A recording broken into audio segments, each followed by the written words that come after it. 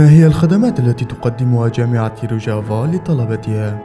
جامعة روجافا التي تأسست عام 2016 في شمال وشرق سوريا قامشلو تسعى لتقديم أفضل الخدمات لطلبتها منذ التأسيس، فبالإضافة إلى الدراسة المجانية في كافة كلياتها ومعاهدها، وفرت للطلبة عدة خدمات حياتية وأخرى تساعدهم على الدراسة وتطورهم العلمي، ومنها تأمين السكن الجامعي للطلبة لمن هم من خارج مقاطعة قامشلو، حيث وفرت سكن جامعي للشباب،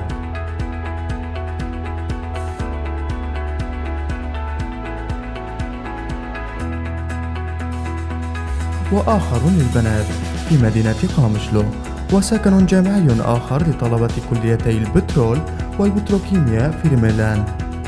تأمين المواصلات لطلبتها، وذلك عبر تخصيص باصات تنقل الطلبة إلى كلياتهم ومعاهدهم وتعيدهم إلى السكن يوميا وبشكل مجاني.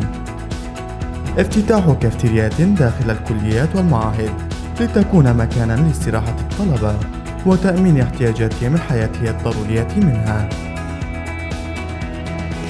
بالإضافة إلى تلك الخدمات الحياتية التي وفرتها الجامعة، هنالك خدمات أخرى تساهم في تطوير الطلبة من الناحية العلمية وتساعدهم في دراستهم الجامعية، ومنها افتتاح مكتبات في الكليات والمعاهد والتي تضم كتب مختلفة، منها كتب ثقافة عامة وأخرى تعتبر مصادر ومراجع للاستفادة العلمية منها. تزويد الكليات والمعاهد العلمية بالمختبرات المتطورة ليجري الطلبة فيها تجاربهم العلمية والعملية.